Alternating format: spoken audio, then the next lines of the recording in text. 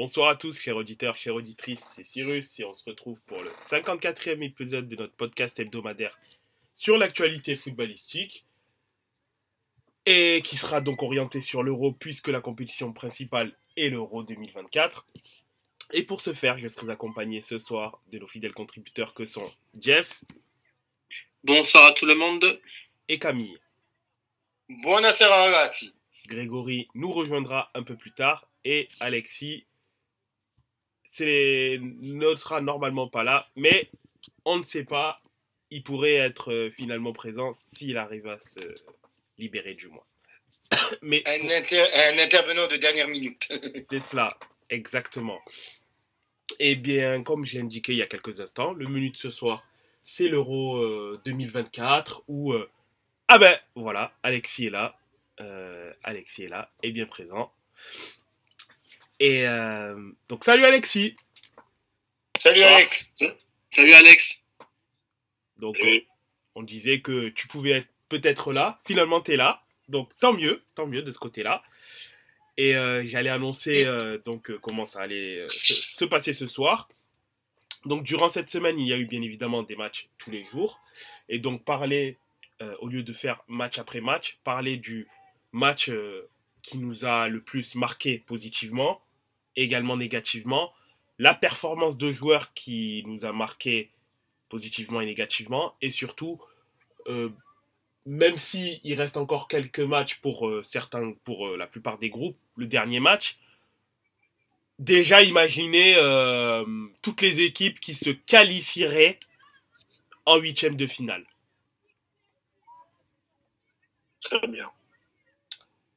Et donc, la première question qui est le match de la semaine, donc les matchs qui ont eu lieu entre le mardi et tout de suite, puisqu'il y a quand même deux matchs, Croatie-Italie et Albanie-Espagne. Le match qui vous a marqué positivement durant cette semaine et éventuellement négativement en apportant bien évidemment quelques éléments qui fait que, selon vous, puisque c'est toujours de l'interprétation personnelle, pourquoi ce match-là et pas un autre, positivement et également négativement. Qui souhaite commencer? Pour une fois, je vais laisser ma place.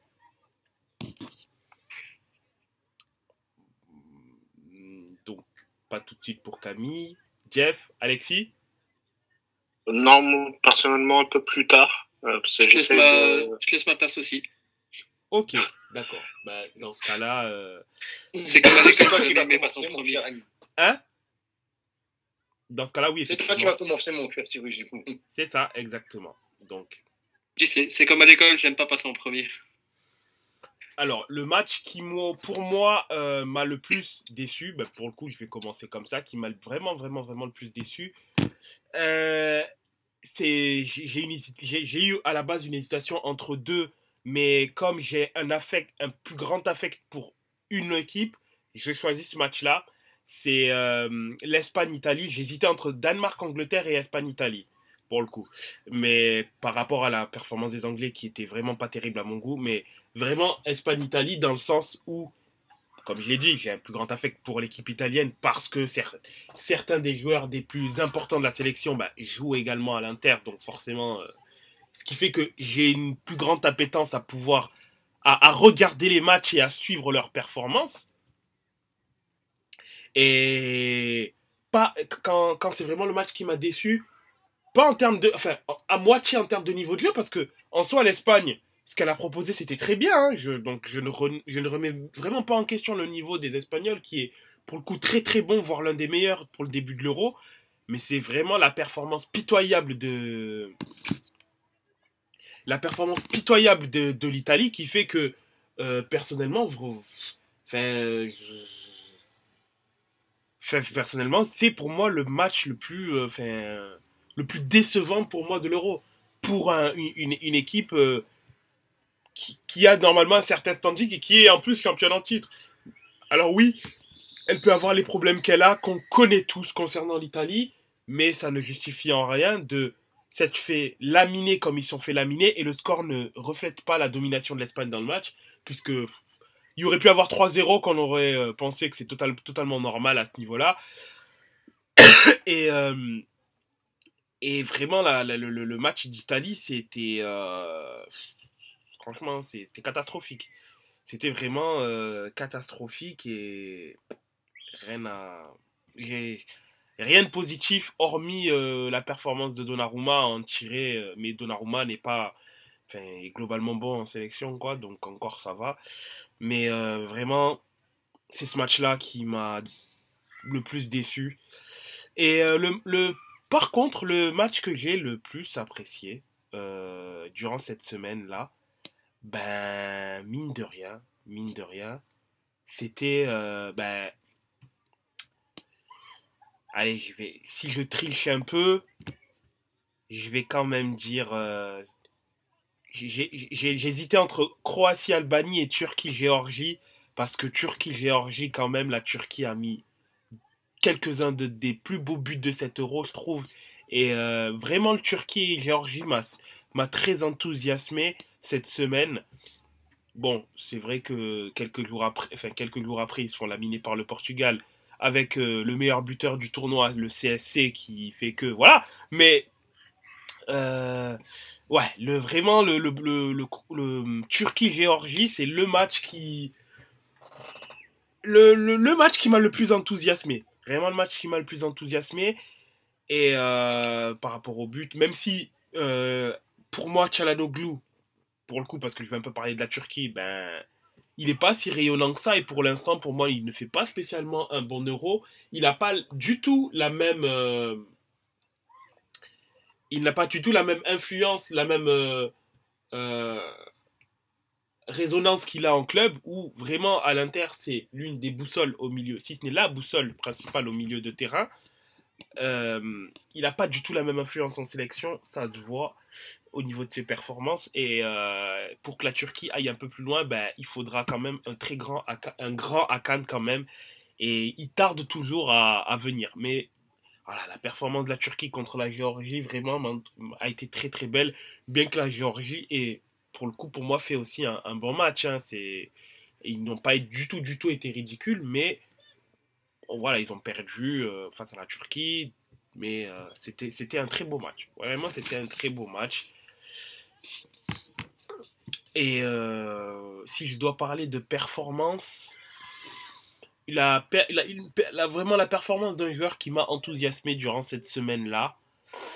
Je dirais quand même, sur ce match-là, je dirais quand même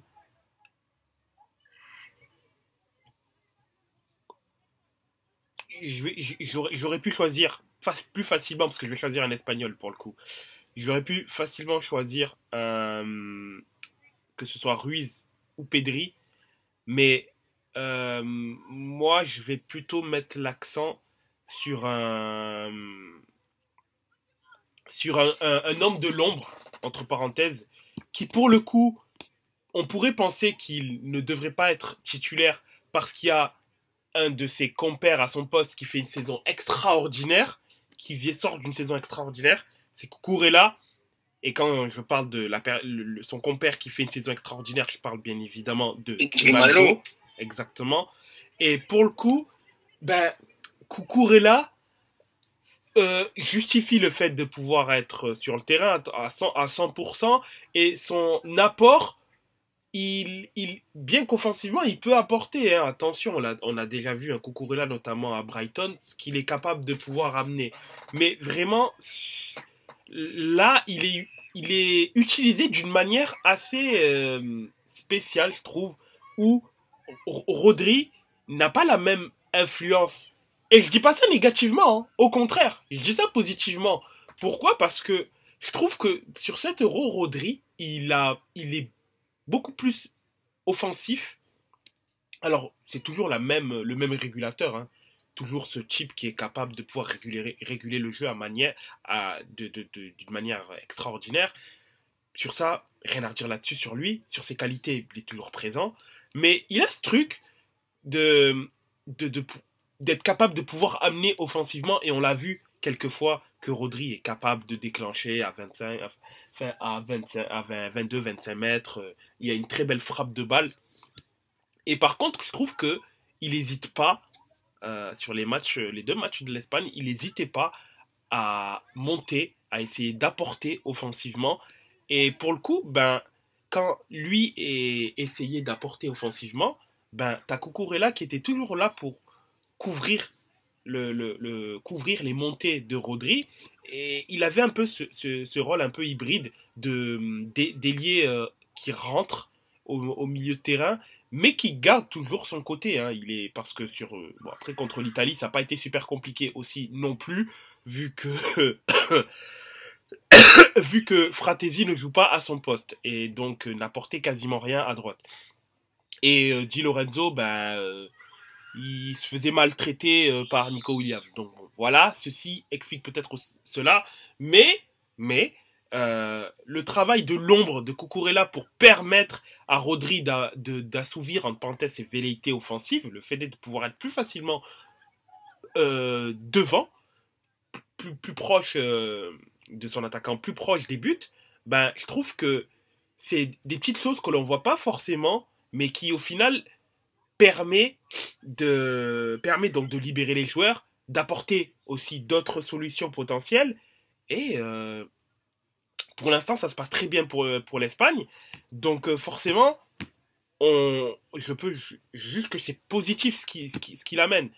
Et que ça continue ainsi. D'ailleurs, l'Espagne est en train de gagner contre l'Albanie, un but de Ferran Torres. Et sur ce match-là, par contre, Cucurella a été mis au repos. Bon, l'Espagne a fait tourner, hein, globalement. Elle a globalement fait tourner. Là, Grimaldo est titulaire à la place d'eux. Mais c'est vraiment un vrai gros turnover de la part de l'Espagne, d'ailleurs. Mais vraiment, même si c'est pas le joueur qui m'a le plus enthousiasmé, mais j'ai envie de saluer son travail de l'ombre qui permet notamment à l'un de ses coéquipiers de pouvoir plus facilement se projeter vers l'avant sans devoir regarder derrière, évidemment. Et par contre, sur la performance d'un joueur qui m'a déçu, ben pour le coup, je vais pas aller sur l'Italie parce que ce serait trop facile de viser tous les joueurs le 11 enfin les 10 de l'Italie parce que je vais pas viser Donnarumma, mais je vais plutôt aller du côté de la France. Et c'est Marcus Thuram que je vais viser pour les perfs d'un joueur qui me déçoivent parce que vraiment, je sais pas ce qui lui arrive à Marcus. Il est vraiment en dessous de tout. T'as l'impression que c'est peut-être son père qui joue en attaque. Je sais pas. Mais mais c'est sûr qu'au niveau réussite, il n'y est pas l'attaquant de l'Inter. C'est très compliqué, bien que pour moi, Dembélé, je pourrais aussi ouvrir son chapitre, mais je le fais pas pour l'instant. Thuram, c'est vraiment très compliqué et je sais pas, j'ai l'impression qu'il a perdu toutes ses capacités. Qu'il est passé du joueur qui a quand même fait une très bonne saison, sa première très bonne saison à l'Inter. Je sais pas s'il a trop fêté le Scudetto ou je sais pas s'il est peut-être allé dans des soirées peut-être un peu trop olé ou qui lui ont vidé de son énergie footballistique, mais c'est très compliqué pour lui. Je sais pas, je comprends pas. Faut qu'il fasse un petit tour sur le banc, je sais pas, qu'il se remémore, qu'il se remette la tête à l'endroit. Mais c'est vraiment très compliqué. Très compliqué et il me déçoit vraiment parce que autant je ne l'attendais pas comme étant un fer de lance, mais je l'attends comme quelqu'un. Oh purée, pourquoi il l'a pas mis en première intention, Retegui. Mais je m'attends quand même à ce qu'il soit quand même en feu par rapport à sa saison, à la réussite qu'il a eue. Et non, il galère énormément. Et je pense qu'il faut qu'il fasse un tour sur le banc. Un bon tour sur le banc, ça lui ferait beaucoup de bien. Et il justifie pas le fait que, par exemple, Kolo Muani n'ait quasiment pas de minutes, ou qu'un Barcola n'ait quasiment pas de minutes aussi. Il ne le justifie absolument pas. Et j'apprécie beaucoup Marcus, ce qu'il apporte à l'Inter, mais là, quand un joueur est mauvais, il est mauvais, il faut le dire. Il est en dessous de tout et il mérite de faire un tour sur le banc. J'espère qu'il va se rattraper ou que dans ce cas-là, un autre joueur pourra prendre le relais, mais c'est très compliqué. Très compliqué pour lui, et c'est vraiment pour moi vraiment une belle déception pour moi de cet Euro-là. Au vu de ce qu'il a quand même fait comme saison cette année, c'est une belle déception. Vraiment une belle déception, et voilà, pour l'instant, du coup. Et pour les qualifier, j'attends que tout le monde ait d'abord donné son avis, et ensuite je donnerai ma liste de pays que je vois qualifiés en huitième de finale. La parole est à vous, les gars. Bon, ben, maintenant que tu m'as piqué mon match top et mon match flop, je vais essayer d'intervenir sur mes plans B. On va appeler ça comme ça. Je vais d'abord partir sur mon match flop, parce que j'ai eu beaucoup de mal à ressortir un match top, en fait, hors Turquie-Géorgie, à vrai dire de cette semaine d'Euro. Mais pour moi, mon match flop, c'est le match de l'équipe de France. Enfin, le France-Pays-Bas. Même pas forcément le match de l'équipe de France, mais le match des deux équipes. Parce que vraiment, avec les deux équipes et les deux attaques qu'on avait, je me suis dit, c'est pas possible qu'on ait le premier 0 de la compétition. Eh ben, c'est ce qui arrive. Comme d'hab, quand je me dis, c'est bon, ça peut pas arriver, eh ben, évidemment, ça tombe sur ma gueule, ça arrive. On a eu, ce vendredi, le premier 0-0 de la compétition entre les Pays-Bas, qui alignaient quand même des garçons comme Cody Gakpo, comme Memphis Depay, comme Xavi Simons, comme Jeremy Frimpong, les deux derniers ayant fait des saisons de psychopathes. Frimpong avec Leverkusen et Xavi Simons avec le RB Leipzig, qui avait quand même derrière des garçons comme De Vrij, comme Dumfries, comme Nathan Ake, comme Van Dijk. Et de l'autre côté, pour nos Bleus, on avait Griezmann, on avait Dembélé, on avait Kanté mode prime, on avait Marcus Thuram, comme tu l'as dit. Eh ben, on a eu un 0-0. Et vraiment, je ne sais pas ce que vous en avez pensé, vous me direz avant, après, mais c'était vraiment pas un bon 0-0. Il y a des 0-0 qui sont vraiment bons. Mais pour moi, celui-là n'en faisait pas partie. Quand on regarde laborieux comme match. Hein. Ah oui, mais plus que laborieux. Quand on regarde, oui, les Français, ils avaient quasiment 2 tiers de possession de balle. Mais ça sert à quoi de faire les 2 tiers de possession de balle si c'est pour pas marquer? On aurait dit l'Espagne en 2014 quand ils n'arrivaient plus à imposer leur tiki-taka. J'étais là, mais c'est pas tiki-taka là. Là, c'est tiki-taka, les mecs. Au bout d'un moment, faut arrêter. Tu tournes autour du pot sans rien faire.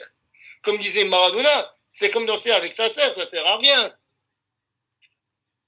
Franchement, ah non, ce Pays-Bas-France m'a énormément déçu. J'en attendais beaucoup, j'en attendais des buts. Je me suis dit, on va avoir du spectacle avec 2 attaques en feu, vraiment 2 des meilleures attaques de la compétition. Eh ben non, on n'a rien eu. On attendait un éléphant, on a eu une souris en fait. Et bon, il y a eu quelques situations, il y a eu des occasions, que ce soit d'un sens, de l'autre. Les Griezmann, les Marcus Thuram, ils ont eu des occasions. Les Xavi Simons, Memphis a eu des occasions du côté Pays-Bas. On a même cru à un moment à l'ouverture du score en fin de match par Xavi Simons. Hein. Mais heureusement pour nous, quoi, sifflé hors jeu à 10 minutes de la fin, me semble-t-il, environ. Et j'étais là, mon Dieu, quelle catastrophe. Bon, finalement, on a eu de la chance que le but de Simon soit refusé. Mais bon, dire que ce fut laborieux, que ce fut pénible ce match. Franchement, il n'a pas été agréable à voir. Vraiment, il n'a pas été agréable à voir ce match. Alors qu'il y avait de la place, quoi. Quand on regarde, la défense néerlandaise n'était pas sereine. Au milieu de terrain, que ce soit Schouten ou Reiner, c'était sur courant alternatif, on va dire. Et bon, devant, ils ont bien joué, mais ils ont été très brouillons aussi quand même. Hein. Quand on regarde les stats, ils ont eu du mal à cadrer. Hein. Ils ont cadré la moitié de leur frappe seulement. Mais Français, 20% de frappes cadrées seulement. On a eu 3 tirs cadrés sur 15. Et Verbruggen, le jeune Verbruggen, a été correct, vigilant dans ses buts, quoi. Donc, franchement, ce Pays-Bas-France m'a énormément déçu. Je m'étais dit, le jour de la fête de la musique, c'est le moment de faire du spectacle. Eh ben, j'ai envie de vous dire, si c'est à la fin du spectacle que les musiciens sont payés, eh ben, ils n'ont pas dû toucher grand-chose en ce vendredi soir. Que ça soit du côté des Pays-Bas ou du côté français. Par contre, un match qui m'a un peu plus hypé quand même, pas tellement en fait au niveau du jeu, mais au niveau de l'intensité, c'est le match de hier soir. C'est le Suisse-Allemagne. Franchement, les Suisses, ils m'ont fait plaisir. Les Suisses vraiment m'ont fait plaisir, plus que l'Allemagne, à vrai dire. Parce que franchement, avec Timo Freuler, avec Xhaka, avec surtout Rieder, Endoy, Mbolo devant, ça a mis du rythme. Et les Allemands, ils ont eu énormément de mal, selon moi, à imposer ce qu'ils voulaient. Et oui, l'Allemagne a eu aussi de nouveau presque 70% de balles. Mais dès que les Suisses avaient la balle, que ce soit par Endoy, que ce soit par Mbolo, que ce soit par un long ballon de Freuler ou de Xhaka, eh ben, la défense allemande était en PLS. Et je l'ai dit dans les podcasts juste avant l'Euro, l'Allemagne va avoir un problème avec la lenteur de sa défense. Eh ben, qu'est-ce qu'on a vu hier? On a vu Jonathan Tah, Antonio Rüdiger, avec le 36 tonnes accroché au derrière. Et ben voilà. Et c'est comme ça d'ailleurs que le but suisse est arrivé. Le but de Dan Endoy, c'est juste parce que la défense était trop lente. Et je l'ai dit, attention, la défense allemande est trop lente et ils n'ont pas de neuf en jouant avec Havertz devant.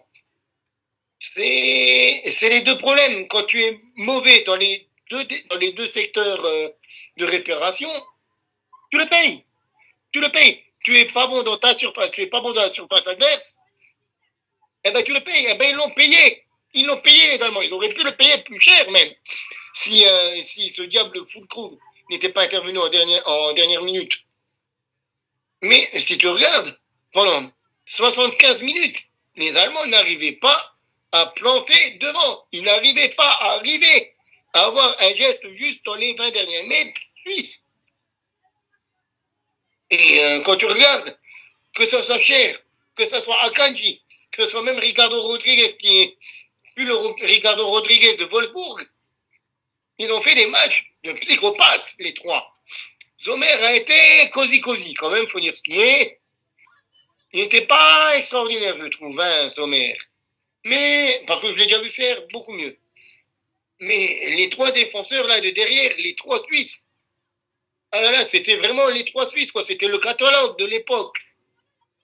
Et vraiment, c'était vraiment les trois mousquetaires, les trois là, derrière. Hier. Ils ont vraiment joué comme il fallait. Et autant Fabien Rieder, qui est un jeune espoir, qui est venu à Rennes, autant Dan Endoy, qui est aussi très bon, ou autant Mbolo, le temps qu'il a joué, parce que il n'a pas encore 90 minutes dans les jambes, le Monégasque Schalke, parce qu'il revient d'une grosse blessure, mais ils m'ont fait plaisir. Et quand tu regardes, Andrich, il était dépassé, Tah, Rüdiger, ils étaient dépassés, Mittelstädt, que je trouvais très bon sur le début de compétition, ça a été très compliqué pour lui. Kimmich, c'était... Ouais. Bon, si c'était pas Kimmich, on dirait c'est un bon match. Mais c'est Kimmich, donc c'est... Ouais. On va dire, il a eu un 5 sur 10. Et même au milieu de terrain, c'était pas top. Hein. Le seul que je sortirais, en fait, sur les 70 premières minutes, dans cette équipe d'Allemagne, c'est Musiala. Je reviendrai pour le flop, c'est un des joueurs allemands. Je suis personnellement très déçu. Et non, ce n'est pas Kroos, pour ceux qui se posent la question.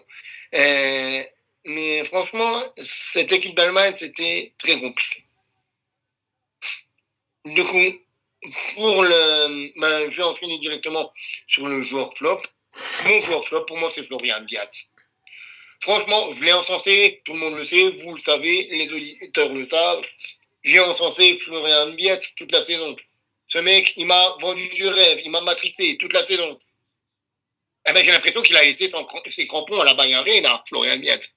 Parce que, premier match, il était relativement bon, ça allait, mais bon, tu voyais qu'il y avait un truc à départ. Deuxième match, c'est un peu moins bon déjà, on est sur du... Allez, je vais donner la moyenne.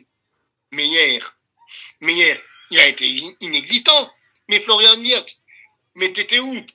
Florian Wirtz, t'as laissé les crampons chez moi dans le bureau ou quoi? Comment ça se passe? Non mais Florian Wirtz, il faut pas faire ça. Que ce soit d'ailleurs Wirtz, que ce soit Gundo, que ce soit Andrich, et je parle même pas du grand Kai Havertz. Non, Florian Wirtz, tu me fais quoi? T'es positionné sur l'aile gauche, celle que t'aimes bien rentrer normalement, mais tu fais aucune différence. Pourquoi tu fais aucune différence, Florian Wirtz? À ce moment-là, on a autant faire rentrer un Serge Gnabry ou un Leroy Sané. Là, ils vont faire des différences, les garçons. Eux, c'est des ailiers.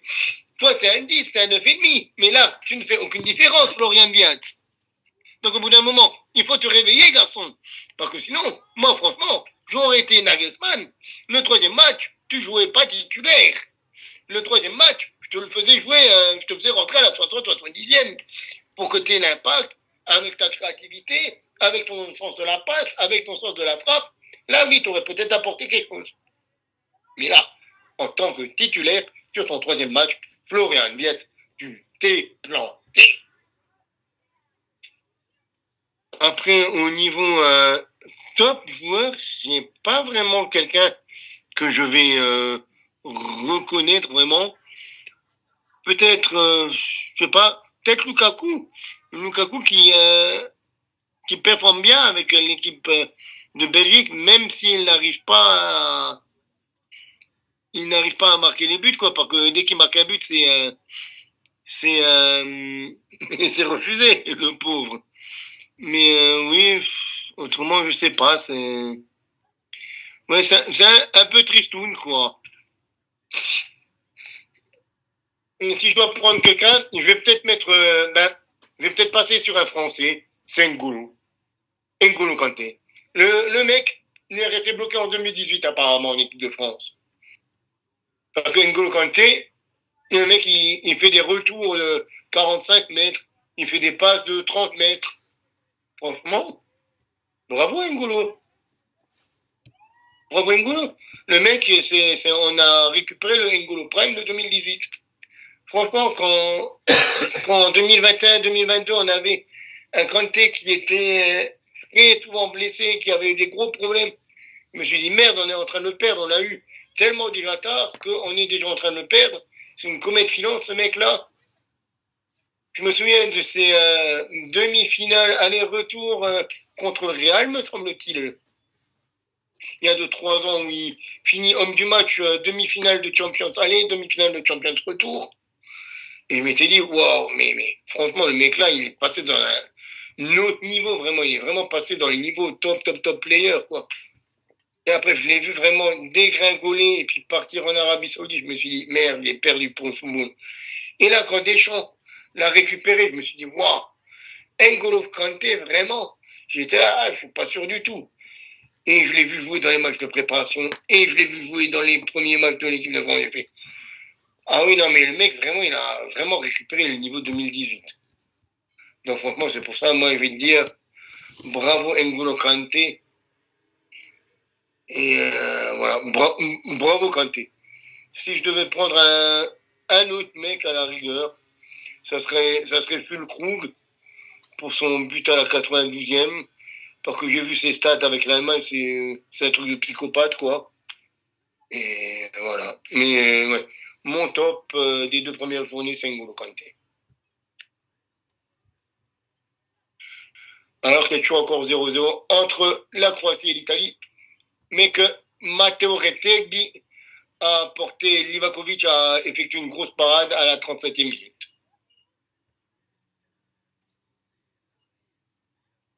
Alex, Jeff, la parole est à vous. Bah écoute, Alex, est-ce que tu veux prendre la parole ou tu me la laisses, à toi de me dire. Non, je vais la prendre pour le coup. Tant pis. Je vais parler. Bon, personnellement, j'ai pas vu beaucoup de matchs cette semaine. Donc, je vais parler du peu que j'ai vu et ça tombe bien parce que c'est des équipes que je suis un petit peu. Mais par exemple, enfin, au niveau de l'équipe de France, c'est effectivement le match qui m'a un peu plus déçu. Après, personnellement, je trouve que la France a quand même fait un meilleur match que face à l'Autriche la semaine passée. Un peu déçu par contre par les Pays-Bas parce qu'avoir de tels joueurs pour une telle nation, c'est presque à la limite du scandale de proposer ce qu'ils ont proposé vendredi. Maintenant, je trouve que les Français ont mieux joué que la semaine dernière, mais après, voilà, je vais pas rajouter d'autres choses que tu as pu dire, Camille. Au niveau de l'équipe, de la nation qui m'a le plus plu, je vais rester sur des pronostics que j'avais fait en début de tournoi. Je vais dire l'Autriche,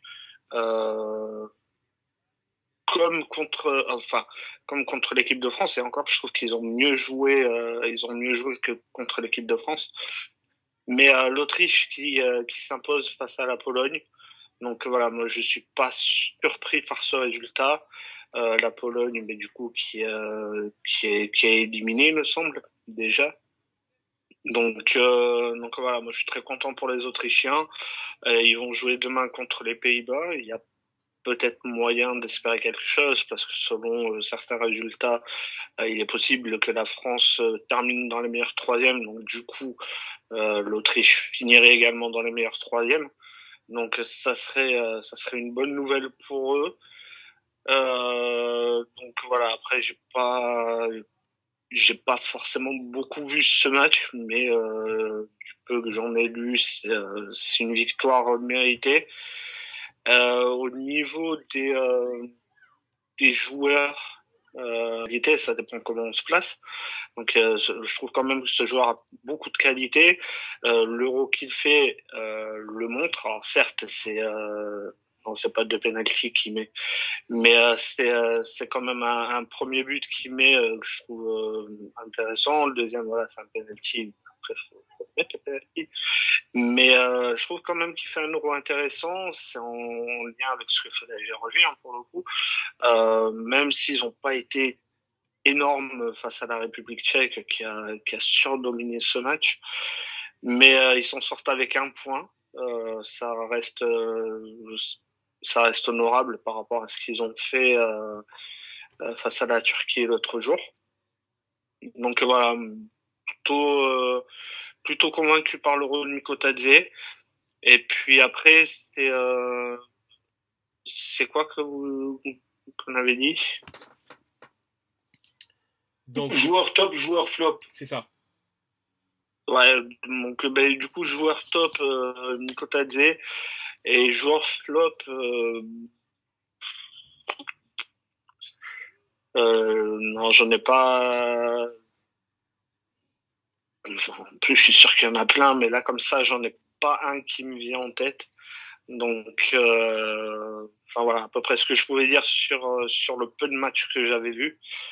Donc voilà.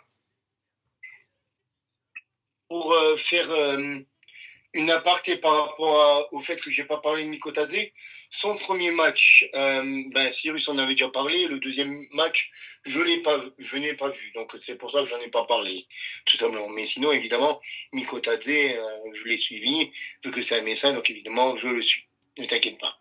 Jeff, la balle est à toi.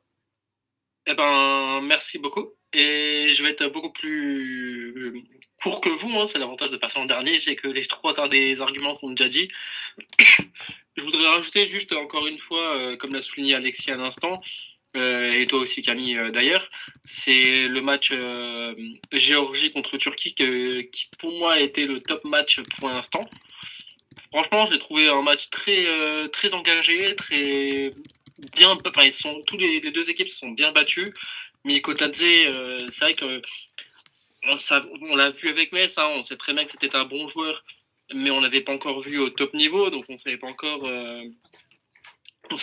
qu'est-ce que allait faire Mikotadze, et il n'a pas déçu. C'est pas encore tout fini, mais il a pas déçu.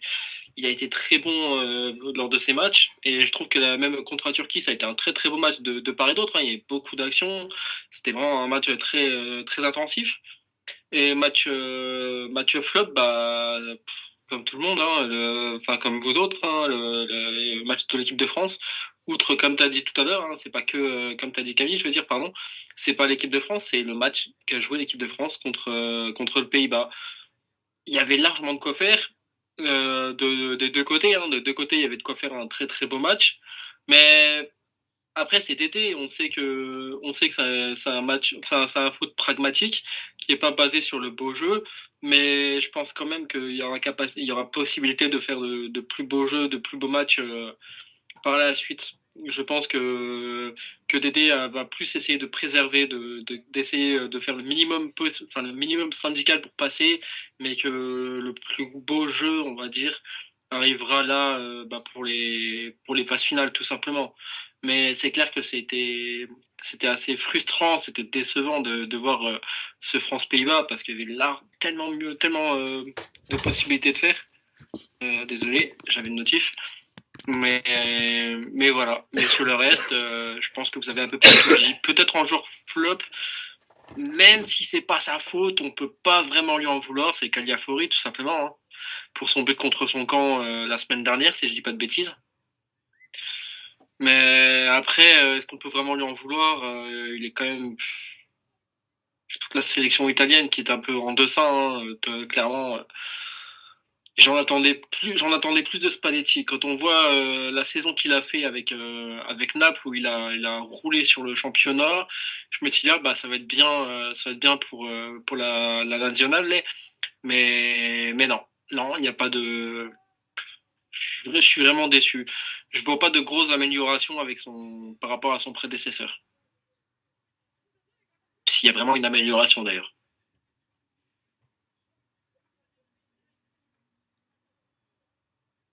Mais c'est à peu près tout, vu que vous avez dit plus ou moins le principal, et que tout a été relativement souligné, il me semble.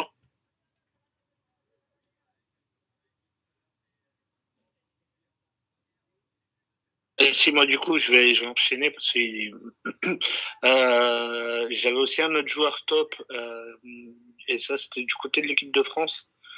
Ça devait être on devait être parti sur une charnière centrale Upamecano et Konaté. Ouais. Puis au final, on s'est retrouvé avec William Saliba titulaire lors du premier match, du deuxième match, et je trouve qu'il tient la baraque derrière. Enfin, ils tiennent plutôt la baraque derrière. Aucun but encaissé sur 7 euros. Bon, du coup, il n'y en a pas un qui a été marqué, qui en a été marqué par les Bleus, mais ça tient la maison.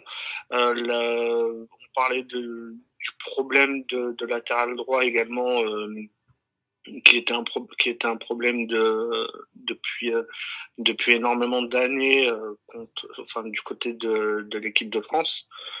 Koundé, je trouve qu'il tient la baraque. Personnellement, j'ai trouvé bon face à l'Autriche, bon aussi face aux Pays-Bas, pour un poste qui n'est pas le sien de base. Je trouve que derrière c'est plutôt correct, et après du côté gauche, voilà, il y a pas de surprise. Théo également, et Hernandez est aussi au niveau, donc voilà, c'est ce qui peut faire gagner un euro, mais il faudra être plus efficace devant, et ça passe notamment par ce qui était dit tout à l'heure par Marcus Thuram et Dembélé. Même si personnellement Dembélé j'ai trouvé correct face à l'Autriche, moins bon face aux Pays-Bas, mais voilà, sinon c'était pour dire que Saliba tenait la baraque, ça serait pas déconnant de le voir titulaire déjà demain et puis sur les autres matchs de l'Euro, si autre match il y a, parce que on n'est pas non plus à l'abri d'une élimination. Donc voilà. Ben nickel. Ben écoute, j'ai envie de vous dire que on peut passer lentement au prono pour voir qui on va passer dans les tours à élimination directe. Je dirais qu'on n'a pas besoin de faire le groupe A vu qu'il est déjà joué, il s'est joué hier soir. Le groupe de l'Allemagne, de la Suisse, de l'Hongrie et de l'Écosse.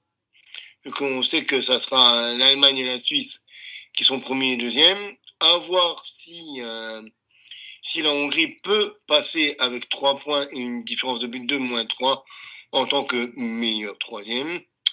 Et que le groupe B est en train de se jouer actuellement avec l'Espagne qui mène 1-0 et qui fait un 3/3. Et l'Italie et la Croatie qui se jouent la deuxième et la troisième place. Donc, si vous voulez, je vais commencer à partir du groupe C pour donner mes pronostics, si ça vous dit. Et donc, C, D, E, F. Donc, le groupe C, le groupe entre l'Angleterre, le Danemark, la Slovénie et la Serbie. Ben, ai-je vraiment besoin de dire que je vois l'Angleterre finir premier de ce groupe, même s'ils ont fait un match nul. Ils ont fait un match nul.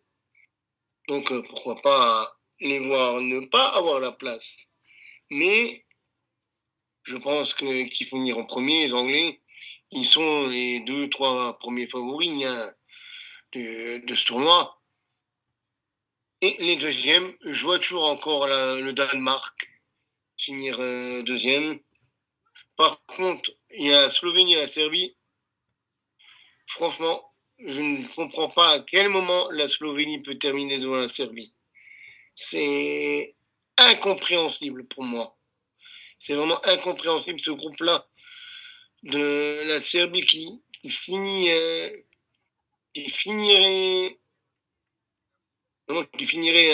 dernier de ce groupe. C'est pas possible, c'est juste pas possible. C'est pas jouable. Avec l'équipe qu'ils ont, ils peuvent pas finir dernier. Même si la Slovénie joue sérieusement extrêmement son truc. La Slovénie, donc c'est la deuxième participation à un euro après l'euro 2000 à l'époque. Avec les Katanec, les Pavlin, l'autre double Z, comme on l'appelait à l'époque, Zlatko Zahovic. Dans le groupe D, alors, il y a les Pays-Bas et la France qui sont devant. J'ai quand même envie de dire la France première. Et c'est pas parce que je suis à moitié français, mais je vois quand même les Français plus solides, plus sereins que ces Néerlandais. Et je vois la France terminer premier et les Pays-Bas terminer deuxième. Par contre, je vois l'Autriche terminer soit deuxième, soit troisième. Donc, je vois la France gagner contre la Pologne, donc finir avec 7 points. Mais je me dis qu'il y a un moment où, sur ce Autriche-Pays-Bas, il peut y avoir match nul. Donc, je pense pour avoir un groupe D qui se termine avec la France à 7 points, les Pays-Bas à 5 et l'Autriche à 4. Avec une Autriche qui aurait une victoire, un match nul, une défaite. Et donc, du coup, la Pologne a 0 pointé. Le groupe E, mais qu'il est beau ce groupe E, qu'il est indécis ce groupe E. Fort sera celui ou celle qui pourra dire qui va se qualifier. Parce que au bout de 2 matchs, ils sont tous à 3 points. Que ce soit le premier ou le dernier, ils sont tous à 3 points. La Roumanie, la Belgique, la Slovaquie et l'Ukraine, ils sont tous à 3 points. Ils ont chacun gagné un match. Et quand on regarde la Roumanie et la Belgique, ils ont même la même différence de but. Bon, la Roumanie a marqué un but de plus et ont encaissé un de plus. Mais vraiment, Bon, franchement, c'est pas ce que j'aurais parié au début de tournoi, mais moi, je vois la Roumanie et la Belgique passer. Parce que la Belgique, ils doivent passer avec l'effectif qu'ils ont. Et la Roumanie, je sais pas, j'ai l'impression qu'ils sont tellement sur une dynamique de good vibe qu'ils peuvent le faire sur le dernier match. Je me dis, ouais, ça peut le faire, ça peut le faire. Sur le groupe F, Portugal, Turquie, Tchéquie, Géorgie. Bon, le Portugal a déjà gagné ses 2 premiers matchs. Je les vois gagner le dernier match. Après la Turquie, je sais pas. La Turquie peut faire quelque chose, mais il faut voir. Et la Tchéquie, Géorgie, bon. Ça serait drôle que la Géorgie passe. Franchement, juste pour Mikotadze, j'aimerais bien que la Géorgie passe. Juste pour embêter les gens, en fait. Mais vraiment juste pour embêter, quoi. Ça serait vraiment juste pour, excusez-moi le terme, mais pour faire fier le monde. Donc je me dis, ouais, ça serait sympa, en fait. Juste pour embêter tout le monde, et puis il serait là, on vous allume. Mais ouais, j'aimerais bien. Vraiment, ça m'amuserait bien. Donc, pourquoi pas. Pourquoi pas avoir la Géorgie. Bon, ce problème, c'est que c'est contre le favori du groupe, hein. C'est contre le Portugal. Mais imaginez la Géorgie faire un match nul contre le Portugal, pendant que la Turquie et la Tchéquie font match nul. Il serait quand même que 3e, mais ça serait bien drôle. Voilà pour mes pronos de cette dernière journée de phase de groupe. Messieurs, je vous passe la balle. Je veux bien prendre la parole. Moi, je vais y aller. Vas-y, Alexis, vas-y, t'inquiète. Bon, je vais y aller, du coup, donc, dans le groupe C, parce que, même si dans le groupe A, personnellement, je vois la Hongrie passer en tant que meilleur 3e. Mais dans le groupe C, je vois l'Angleterre finir devant le Danemark. Pour moi, ça changera que dalle le match de demain. Dans le groupe de la France, je vois la France finir devant les Pays-Bas et ça serait même une bonne idée de finir devant les Pays-Bas parce que quand on voit terminer premier, ça permettrait d'éviter toutes les équipes du côté gauche du tournoi. Notamment il y a l'Espagne, l'Allemagne et le Portugal. Donc ce serait bien d'éviter ce genre de nation en finissant 2e ou meilleur 3e. Donc les Pays-Bas, pour moi, finiront 2e. Personnellement, je vois pas les Pays-Bas battre les Autrichiens demain. Les Autrichiens qui passeront donc aussi en tant que meilleur 3e. Dans le groupe, je saute le groupe E pour l'instant parce que j'en parlerai après, mais dans le groupe F, donc le Portugal va terminer premier. La République tchèque, pour moi, battra la Turquie. Je sais pas quand c'est le match, jeudi, je crois. Battra la Turquie, finira 2e. Après, peut-être que la Turquie passera en tant que meilleur 3e. Mais pareil, après, voilà, je pense que le Portugal fera un 9 sur 9, la République tchèque 2e et la Turquie 3e. Et dans le groupe E, je vais peut-être surprendre.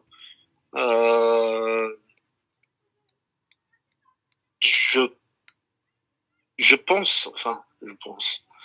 Je vois bien l'Ukraine finir premier du groupe. Et 2e, je vois également, je pense que l'Ukraine peut battre la Belgique mercredi, parce que je trouve que personnellement les Belges n'ont pas forcément montré grand chose. Le 2e match, je l'ai pas vu, mais le premier match, je trouve que ça a été assez assez poussif, on va dire. Mais et surtout, j'avais vite fait souligner ça, mais la Belgique avait été battue par la Slovaquie. Est-ce que vraiment ça reste une surprise? Parce que la Belgique, on en annonce beaucoup avant chaque tournoi, et puis au final, ben ça déçoit. Donc voilà, je vois l'Ukraine finir premier de poule, la Roumanie deuxième, la Belgique finir troisième et la Slovaquie quatrième. Après, faut faire attention parce que ça pourrait se jouer à la différence. Enfin, je sais pas si ça joue à la différence de but ou autre, mais la Belgique avait perdu contre la Slovaquie, donc la Belgique n'est pas forcément à l'abri d'une élimination, et c'est pour moi ce que je disais tout à l'heure, c'est est-ce que vraiment ça serait une surprise de les voir éliminés? Pour moi, non. Donc voilà, Ukraine et Roumanie premier et deuxième, la Belgique quand même troisième et la Slovaquie qui finirait quatrième. Je joue la grosse cote. Donc voilà, j'ai fini. Ok, je vois. Pour ma part, dans le groupe C, le groupe B, j'en parlerai en tout dernier. Dans le groupe C, je vois également l'Angleterre et le Danemark se qualifier. Je les vois quand même se qualifier.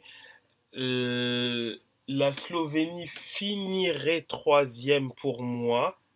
Est-ce qu'elle se qualifierait? J'en suis pas spécialement sûr.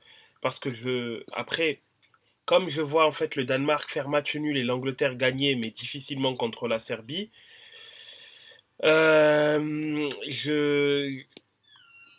c'est peut-être possible qu'il se qualifie en tant que meilleur troisième, la Slovénie avec 3 points éventuellement. Est-ce que ça... Ah non, c'est l'Angleterre qui joue contre la Slovénie et le Danemark qui joue contre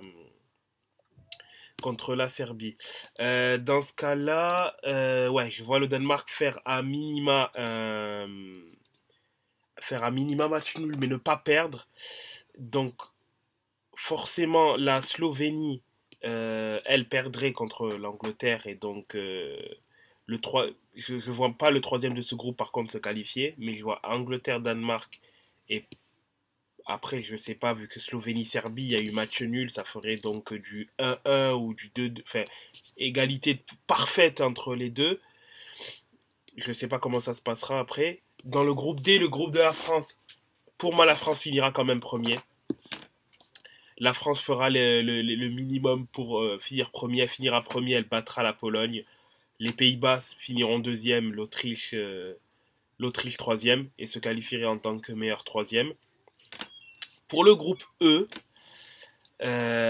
d'ailleurs, c'est étrange le classement tel qu'il est, puisque étant donné que chacun a battu l'autre, par exemple, la Roumanie est considérée comme étant, enfin, dans le classement que j'ai, première, mais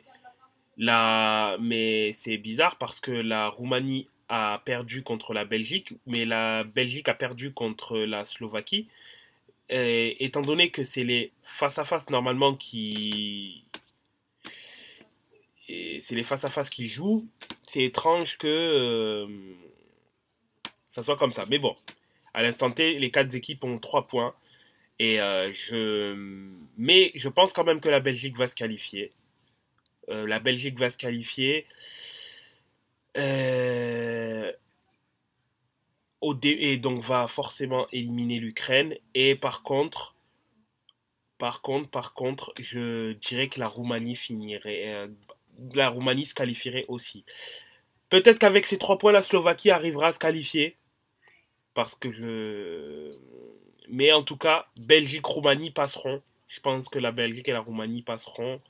Et la Slovaquie, elle, a de grandes chances de se qualifier. Mais vu que je vois la Belgique gagner contre l'Ukraine, je mettrai donc la Belgique se qualifie.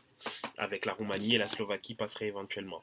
Le groupe, par contre, le groupe F, je mets le Portugal qui passera, la Géorgie éliminée. La Géorgie, pour moi, a perdu son éventuelle qualification avec la dernière occasion qu'ils ont ratée contre la République tchèque. Pour moi, c'était le but qui les faisait passer en huitième. S'ils gagnaient ce match-là, pour moi, la Géorgie se qualifiait en huitième de finale, dans tous les cas. Et pour moi, non, la Géorgie ne passera pas. Ça va être dur pour les Turcs, mais les Turcs arriveront à faire le minimum syndical et se qualifieront.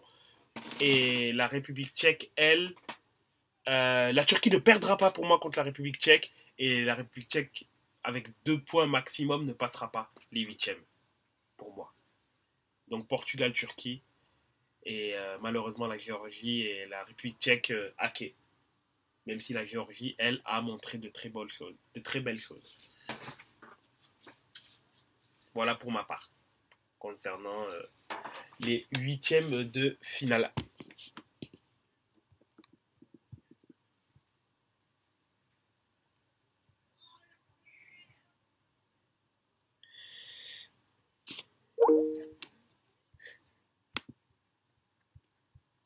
Nous voici pour la deuxième partie du podcast dans lequel on parlait donc de nos pronos concernant les huitièmes de finale. Jeff va pouvoir donner les siens et derrière, Grégory pourra nous donner son match référence, son match flop, c'est la performance qu'il a appréciée, celle qu'il a le moins appréciée et également de son côté ses pronostics concernant les qualifiés pour les huitièmes de finale. Donc la parole est à toi Jeff et ensuite à Grégory. Alors, que je reprenne mon truc. À partir du groupe C, hein, si je ne dis pas de bêtises. Oui. Ok, alors que je regarde voir. Angleterre, Danemark, Slovénie, Serbie. Je vois bien l'Angleterre s'imposer, rester première, suivie par la Serbie. Je vois bien la Serbie faire quelque chose. Ils ont quand même une belle équipe. Ce serait dommage de pas concrétiser. Et qui entre le Danemark et la Slovénie dernier, je dirais plus la Slovénie. Et donc le Danemark, si je ne dis pas de bêtises, en troisième. Pour le groupe D, la France a largement la possibilité de passer première, suivie par le Pays-Bas. Et en troisième, pourquoi pas l'Autriche en surprise? Pourquoi pas? Pour le E, comme l'a dit Camille tout à l'heure, un très très beau groupe. Franchement, un groupe vraiment très équilibré.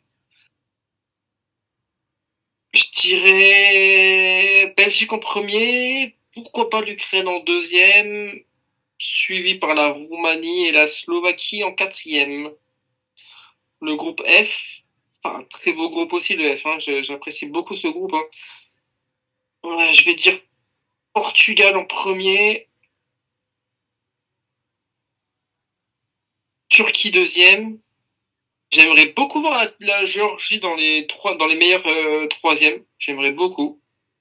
Et la Turquie en quatrième. Turquie, pardon, en quatrième.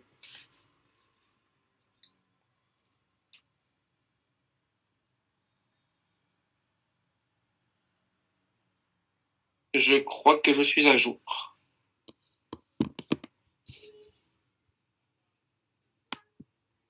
Félicitations.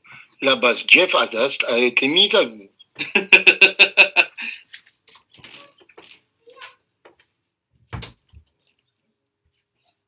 Greg, je crois que c'est à toi de parler maintenant. Nous te laissons la main. Oui. Alors. Enfin, la main, mais pas des Italiens. Par quoi on va commencer? Sur quoi? Sur les pronos de groupe, vous voulez qu'on commence? Comme tu veux, ton top, ton flop, tes pronos de groupe. Toi qui... Alors, mon match référence pour moi, c'était Turquie-Portugal, le dernier. Ça m'a un peu rassuré sur le niveau justement du Portugal. En fait, ça m'a rassuré sur le niveau du Portugal parce que j'avais eu un petit peu peur au premier match où comme je vous avais dit, il y avait un manque de finition. On jouait bien, mais ça finissait pas. Et puis la République tchèque, c'était une équipe très défensive. Donc là, avec la Turquie, ce qui a changé, c'est que Roberto Martinez les a fait passer en 4-3-3. Et d'ailleurs, je trouve que c'est un système qui correspond mieux à l'équipe du Portugal. Et mon top pour moi, le joueur, je vais me baser que sur le Portugal, hein, parce que c'est ce que j'ai regardé le plus. Je dirais Pep, le top, parce que chapeau, 41 ans, avoir une intensité aussi forte et une présence aussi forte au milieu de la défense à 41 ans et faire quasiment plus d'une heure avec des courses aussi intensives et tout. Je dis chapeau, il est toujours là où il faut, il met son pied où il faut, il trouve toujours la solution pour gêner les attaquants adverses. Et si je pourrais en dire un deuxième, c'est vraiment les deux joueurs que j'ai adoré depuis le début de l'Euro avec l'équipe du Portugal, c'est Vitinha. Vitinha pour moi taille patron. Je trouve qu'il prend enfin le contrôle du milieu portugais. Il commence même à faire de l'ombre entre guillemets à Bruno Fernandes. Et mon flop justement, je dirais Bernardo Silva. Bernardo Silva, comme je vous avais expliqué la dernière fois, pour moi, il est loin d'être le Bernardo Silva qu'on connaît de City. Il a du mal à s'imposer sur le côté au Portugal, malgré que le dernier match contre la Turquie, voilà, il a réussi enfin à concrétiser et à marquer. Je savais même pas, pour vous dire, quand il y a eu le but, j'ai regardé le numéro derrière son maillot parce que je me rappelais même plus. Voilà, c'est peut-être un petit peu méchant sur Bernardo Silva, mais c'est mon flop de l'équipe portugaise. Après, j'espère que il va rebondir sur les prochains matchs. Et puis, sinon, sur l'Euro dans l'ensemble, depuis le début de l'Euro, il y a une équipe qui m'impressionne beaucoup, c'est l'équipe d'Espagne, qui je trouve est très très complète. Honnêtement, elle est plus forte que ce que j'attendais même. Je trouve qu'ils ont un collectif énorme. On a l'impression que c'est très fluide, que les joueurs se connaissent parfaitement. C'est un jeu agréable à voir et puis c'est un jeu qui fonctionne. Donc très belle équipe d'Espagne. Et voilà pour mes top et flop. Pour les pronos, c'est ça des huitièmes? C'est cela, Thérèse. Alors, je vous dis ça. Alors, laissez-moi reprendre tous ces petits groupes. Bon, bah pour le groupe A, il n'y a pas de surprise, ni pour le B, ni pour le C. Ouais, le C, je dirais Angleterre.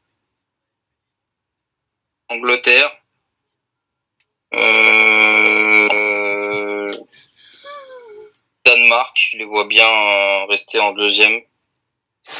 Et Serbie en troisième. Pour le groupe D, je l'espère vraiment que la France réussisse à s'imposer face à la Pologne.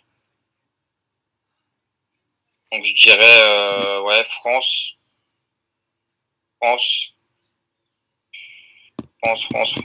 Allez, est-ce que je suis taquin? France, Autriche, Pays-Bas. Allez. Pour le groupe E, je suis surpris du niveau de l'équipe de la Belgique, franchement. Mais je les remettrai quand même, prendre la tête de la poule quand même. Je dirais Belgique, Roumanie, Slovaquie, Ukraine. Et pour le dernier, le groupe F, je pense qu'il y a très peu de chances que la Géorgie fasse quelque chose au Portugal. Donc pour moi, le classement classique, c'est celui-ci, c'est Portugal, Turquie, République tchèque, Géorgie. Et voilà.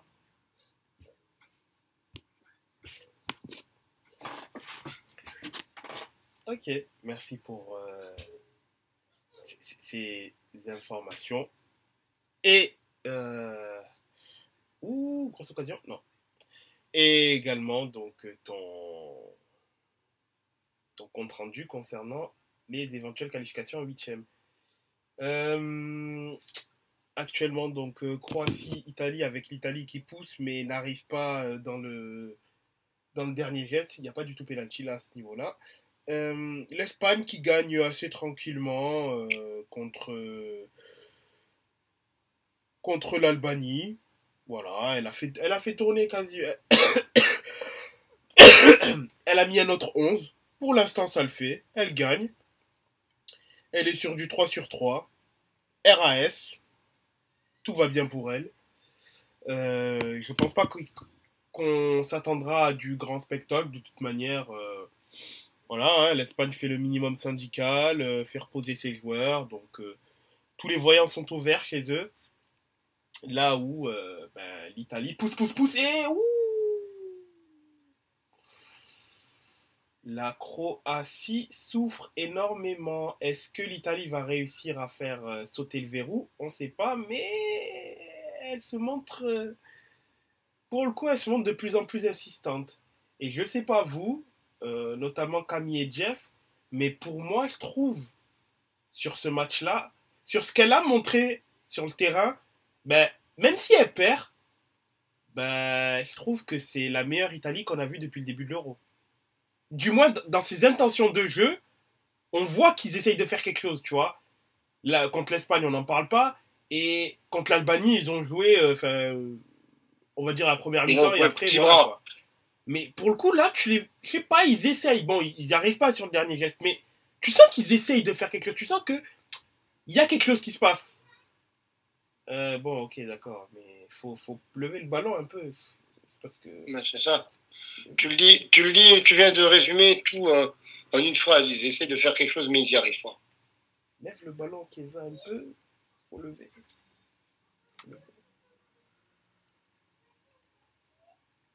Non, bon. Oui, laisse Perisic rentrer. Mince, Perisic. Oui, Perisic. Oui, voilà, Perisic va rentrer. Voilà. Perisic. Mince. Voilà. Sizic et Kovacic rentrent, sortent et Perisic et qui... Il y a des hitch dans cette histoire. Ivan Uzec. Sech. Il y a un hitch dans le potage. Elle est pas mal.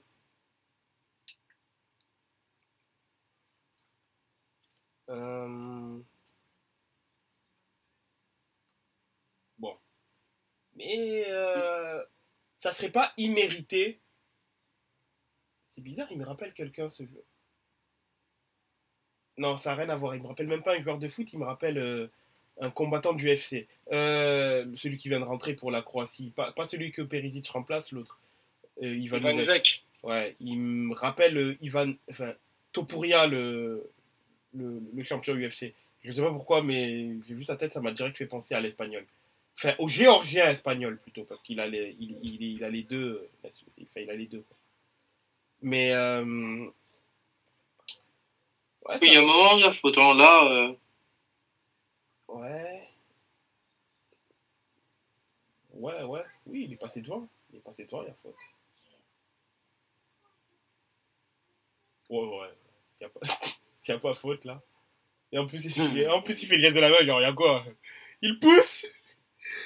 Il lui dit, il y a quoi? Qui va tirer? Pas moi. Qui va tirer? Barella est capable. Je sais pas s'il reste pas de le 11. Le 11, c'est Chiesa. Non, c'est Raspadori. Raspadori. C'est Raspadori, Chiesa, c'est le 14.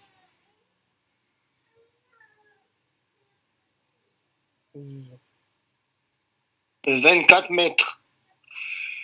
C'est dommage que Vlahovic soit pas italien, là, parce que ça serait une bonne distance pour son pied gauche.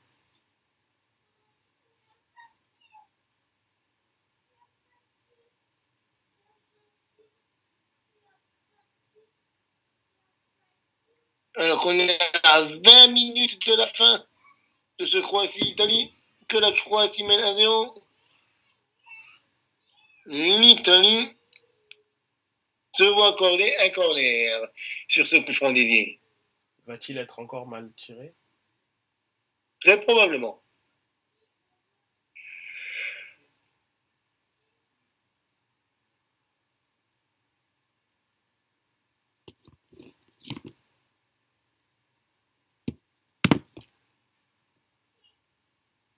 Mais pourquoi ils essayent? Je comprends pas pourquoi ils n'essayent pas de tirer second poteau. Ils s'obstinent alors que j'ai l'impression que les plus grands gabarits croates sont au premier poteau. Les gars, si ça reste comme ça, là, du coup, l'Italie, elle fait partie d'un des meilleurs troisièmes ou pas?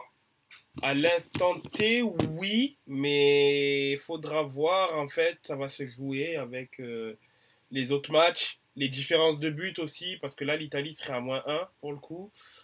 Ça va se jouer entre les autres. Avec les autres poules. Les poules. Et là, s'ils font, admettons qu'ils égalisent là, 1-1, ils reprennent la deuxième place. C'est ça. Et je crois que même pas, si. Attends. Si. Ils passent à 4. À 4 points. 4-2, ouais, si, ouais. 4, et là, la Croatie serait par contre à 2 points. Et là, la Croatie serait, Oui. on va dire, serait éliminée, globalement. On y croit, là, Camille, on y croit. Ah, moi, je crois pas. En fait, je crois à la qualification en 8e en tant que meilleur 3e. Mais ça s'arrête là. Ah ouais?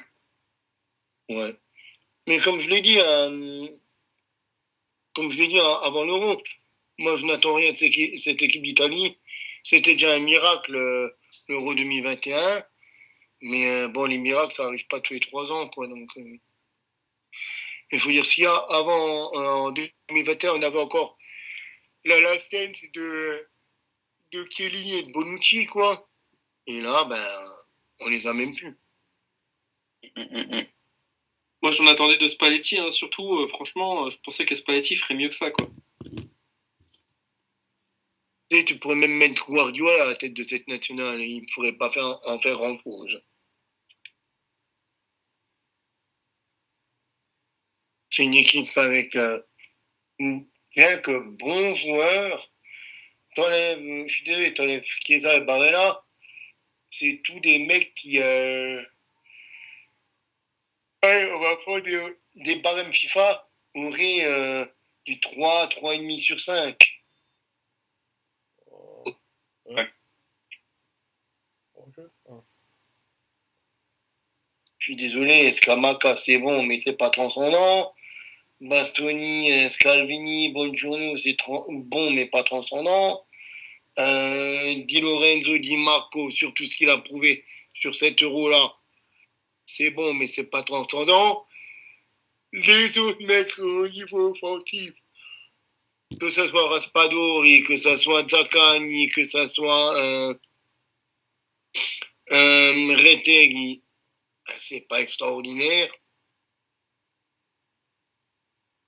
C'est des bons joueurs, mais pour moi, on n'a même pas une meilleure équipe que la Croatie.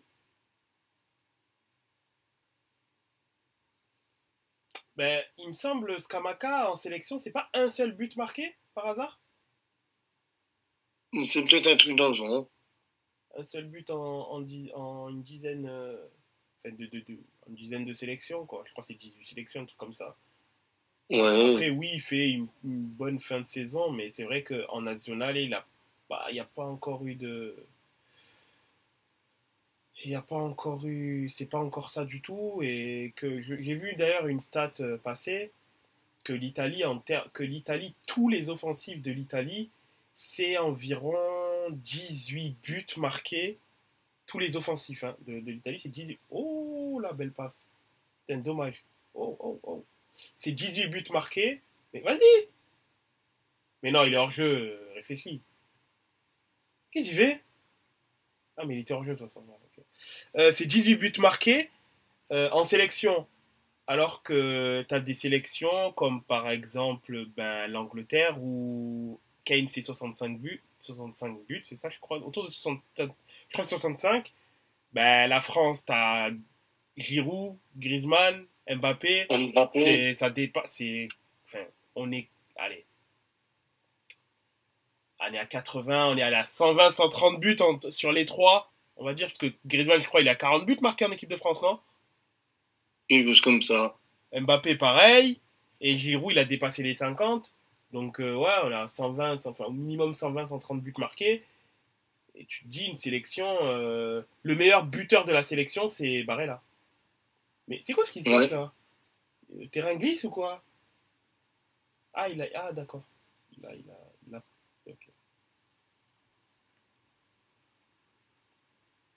Et ça, non, mais quand je dis que je n'attends rien de cette Italie, ce n'est pas pour rien. Donc c'est difficile, c'est vraiment très difficile. Très peu de sélections n'ont pas de buteur. Et après, oui, d'accord, sur l'Euro 2021, il y a eu plusieurs joueurs à 2, 3, enfin, 2 buts globalement. Mais ça va être difficile de répéter un truc comme ça plusieurs fois. Parce que mine de rien, même la grande Espagne, sur qui on vante tant le jeu, ben, tu regardes chaque fois Euro 2008, qui est le meilleur buteur, Coupe du Monde 2010, qui est le meilleur buteur. L'Euro 2012, j'ai un doute, mais je crois aussi que c'est un attaquant le meilleur buteur. C'est peut-être Ferland Torres le meilleur buteur, je suis pas sûr, mais peut-être que c'est lui.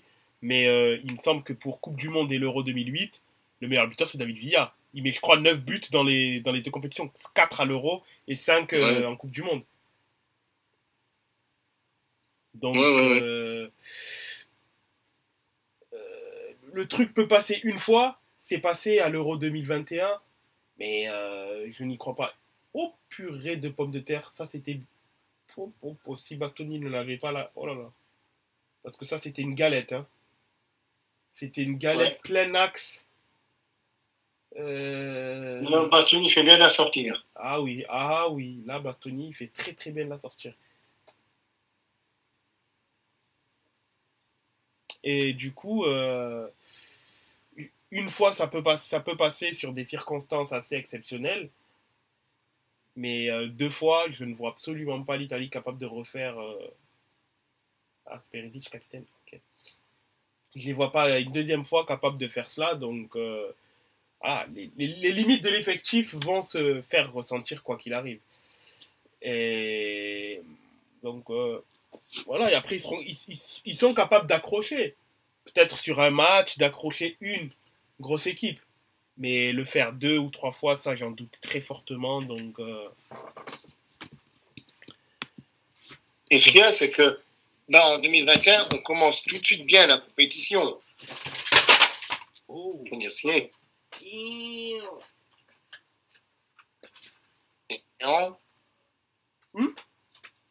Et pour l'Euro 2012, meilleur buteur, c'était Fernando Torres avec 3 buts. Ah, ouais. Je me disais que c'était forcément un truc comme ça. Mais ils sont 4-5. T'as même Balotelli qui fait partie du... Ils sont 1, 2, 3, 4, 5, 6 à égalité de 3 buts. Gomez, Balotelli, Mandzukic, Cristiano et Zagoev. Ok, ça c'est bon à savoir. Très très bon à savoir. Et pourtant, c'était pas le meilleur Fernando Torres à ce moment-là. Mais Torres, je crois, il marque dans les 2 finales, hein, si je me trompe pas, non? Il marque dans une des 2 finales, de sûr. Torres, je sais qu'il marque en 2008 parce que c'est lui qui met le seul but. J'ai cette impression qu'en 2012 aussi, il marque en finale, si je ne me trompe pas. Meilleur buteur de 2008, je crois que c'était David Villa. Ouais, ouais, ça c'était Villa. Je crois qu'il en met 4 d'ailleurs. Mais est-ce qu'en 2012, Fernando Torres marque aussi en finale? C'est probable, on s'en prend 4. Attendez, je vous dis ça. Tac. Ah, ça c'est. Voilà la finale. Fernando Torres, il marque, ils en mettent 4 à l'Italie. Et il marque. Et il marque. Okay. Tout ça, c'était pour rappeler le score final à Camille, c'est ça? Non. C'est pas très très gentil tout ça, hein. Moi je dis. Je l'ai toujours encore mal. J'ai toujours encore mal au cul, quoi. Hein. Et donc, en 2008, c'est David Villa qui finit avec 4 buts. Torres en met combien dans la compétition? En 2008, il en met 2. Ok. Alors, 4 buts pour David Villa, suivi de 3 buts pour Podolski et 3 buts pour Pavlyuchenko. Ok.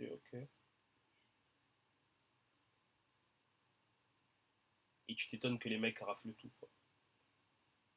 Ils contrôlent tout dans le jeu, ils ont des buteurs d'exception qui sont là quand il faut. Et ce qui est ouf, je suis en train de regarder, je suis parti dans les stats, je suis en train de regarder à l'Euro 2016, le meilleur buteur c'est Antoine Griezmann avec 6 buts, suivi de Morata avec 3 buts.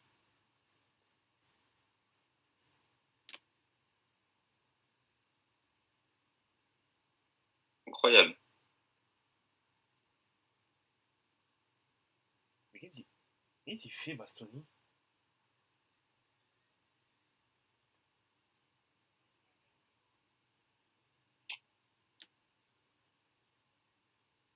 Eh ben.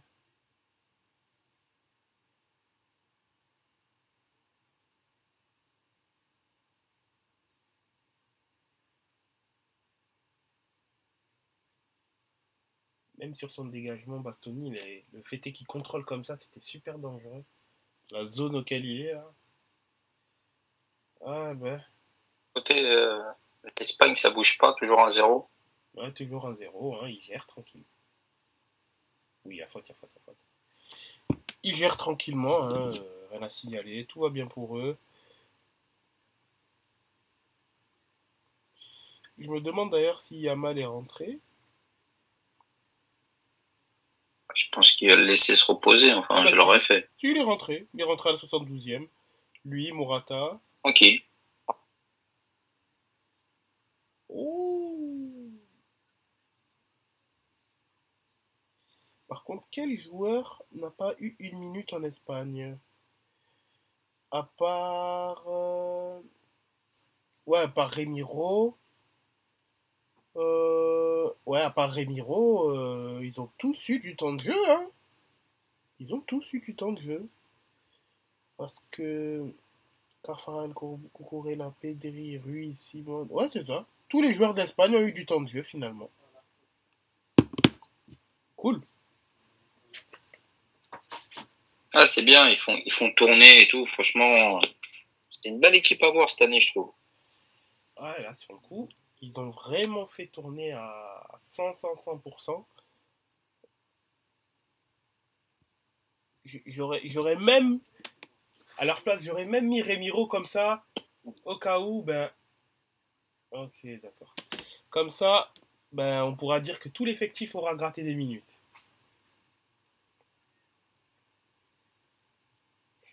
Retegui, il est de quelle nationalité de base? Argentin. J'allais dire, il me semble que c'était un Sud-Américain. C'est un Argentin. On peut même pas dire qu'il ne lâche rien. C'est un Argentin qui n'a pas grand-chose.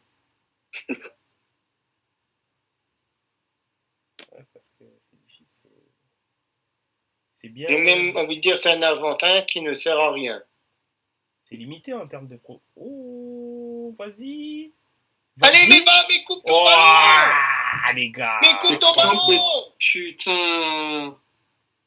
Tu fais 1m90, pourquoi, Skabaka, tes longues jambes là qui servent à rien? Purée, c'est pas possible. Ah, Le mec, il fait 2,30 m, il n'arrive pas à nous la reprendre.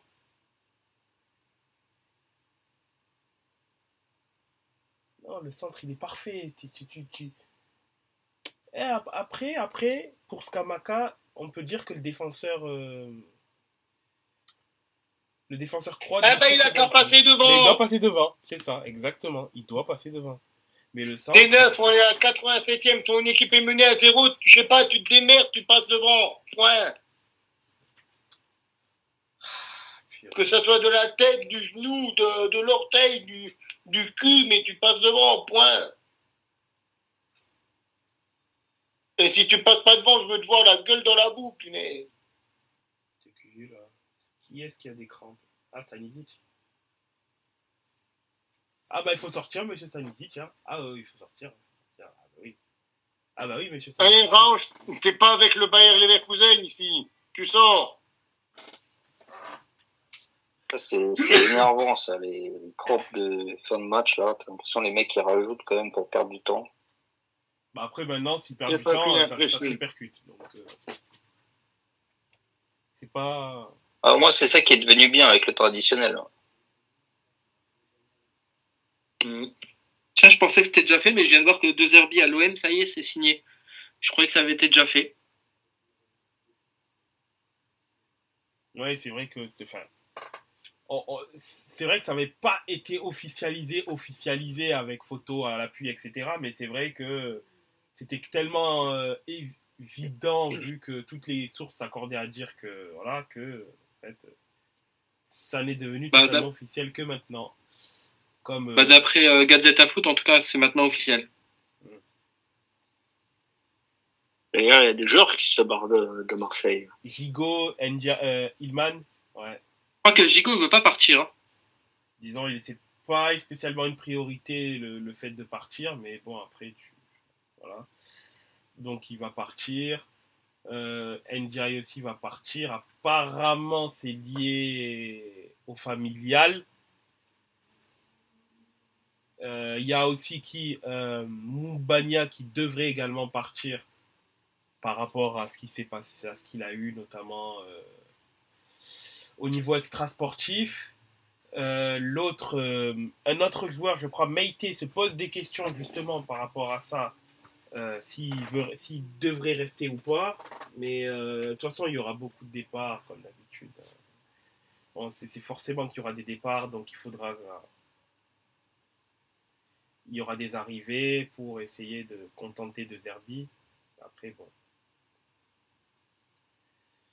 À voir, hein, mais bon. Et apparemment, il serait très très proche d'Everton, Ndiaye.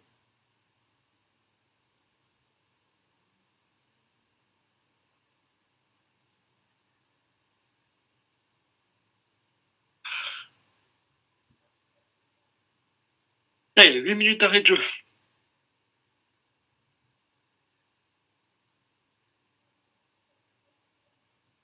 8 minutes pour espérer quelque chose. Et moi, j'y crois.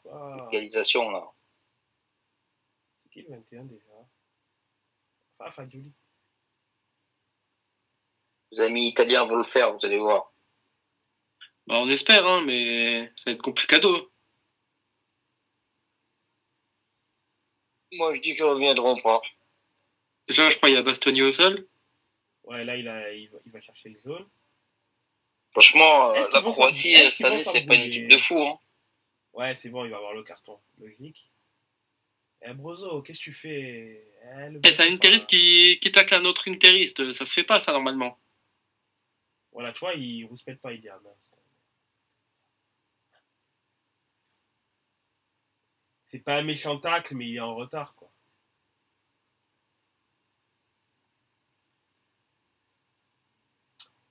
Fratesi, ne cours pas plus vite que la musique. Putain, le mec, il est là, il... Ouais. Il est pas dans le bon tempo. Oh, faute. Ok, bon, il a récupéré, mais. Alors ça, si c'était pour faire ça, ça servait à rien.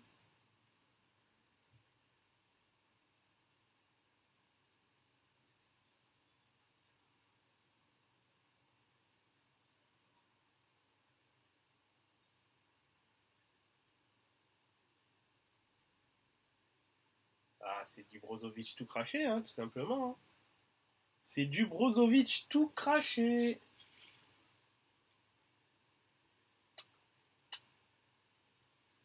Il va encore tirer premier poteau.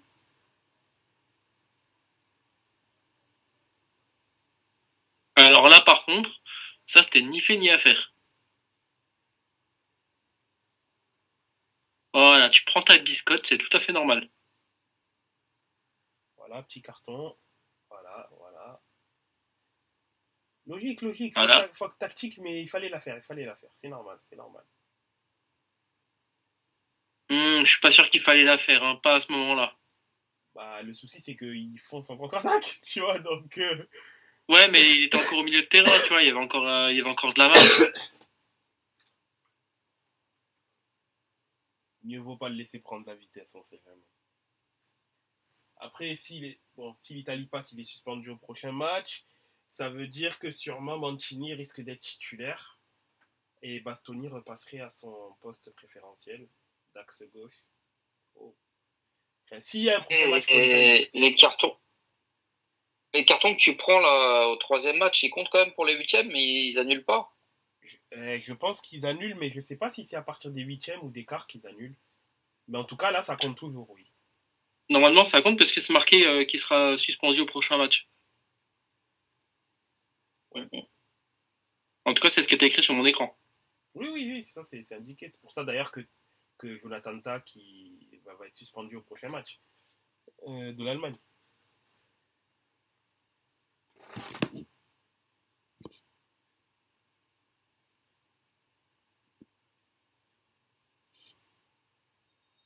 Voilà, c'est bien récupéré. Non.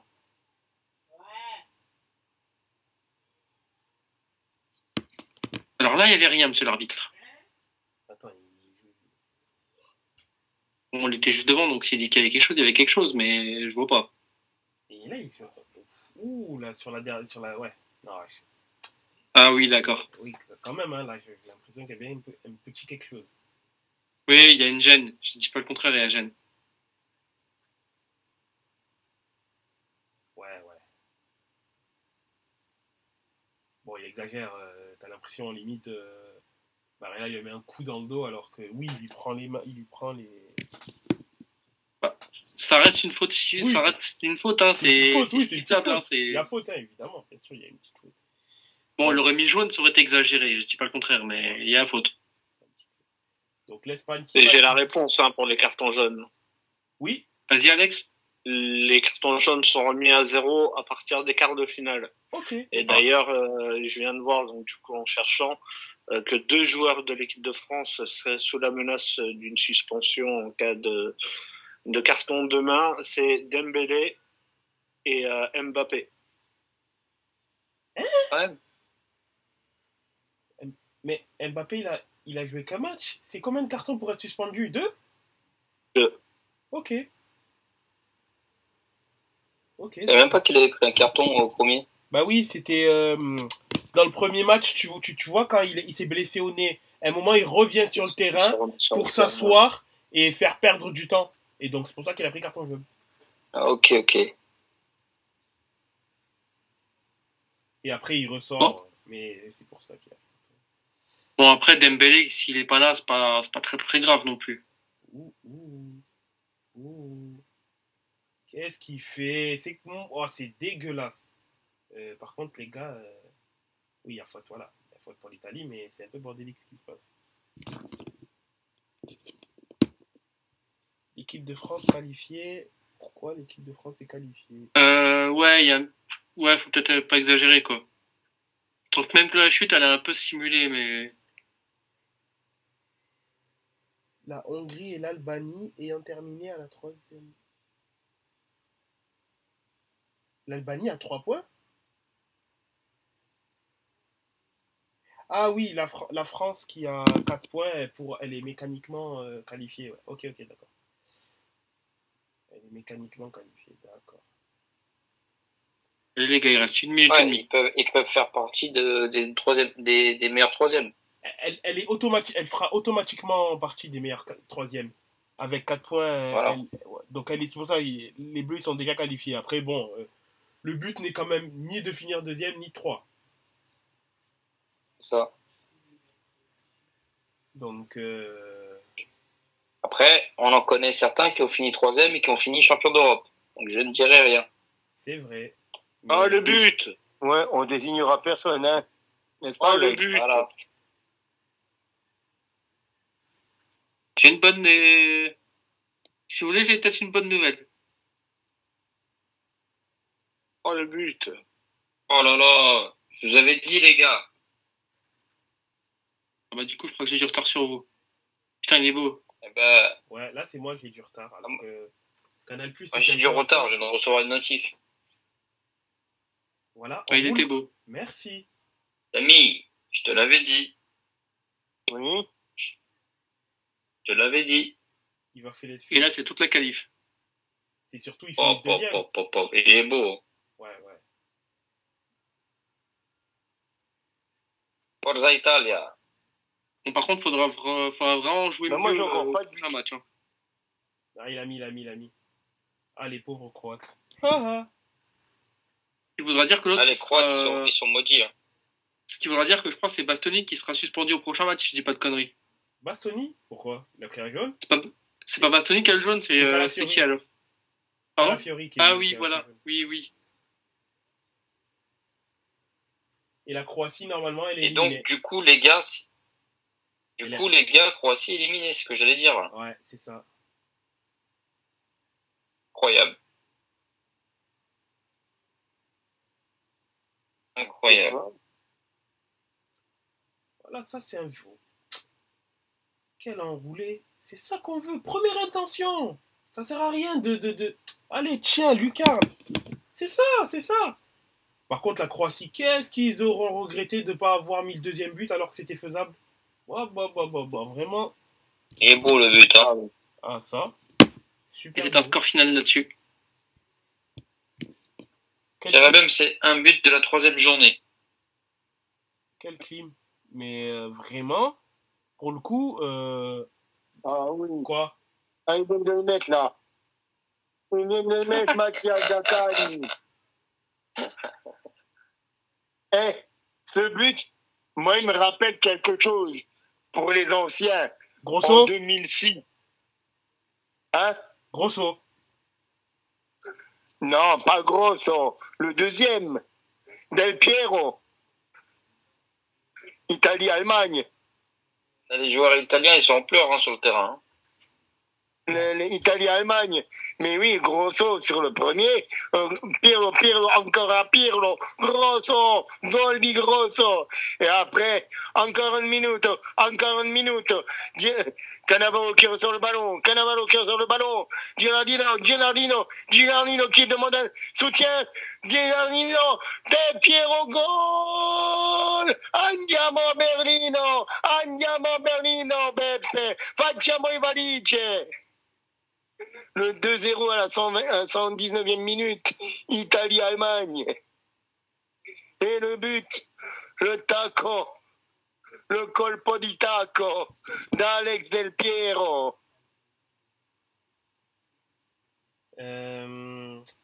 Mais attends, la Croatie, c'est la deuxième fois qu'ils prennent une climatisation à la toute fin, il me semble. Contre l'Albanie, ça a été pareil. Eh oui. Bravo Zaccagni. Eh oui, l'Italie. Bravo les amis italiens. Et voilà. La Croatie qui Cette prend, équipe de T'as mieux joué. la Croatie Cette qui prend une équipe de double équipe. Hein. bandits. Mais quelle équipe de bandits, cette Italie-là. Oh punaise. Ah, j'y crois pas. Bravo. Quelle équipe de bandits, ces salauds-là. Quelle équipe de bandits. Bravo, Takani.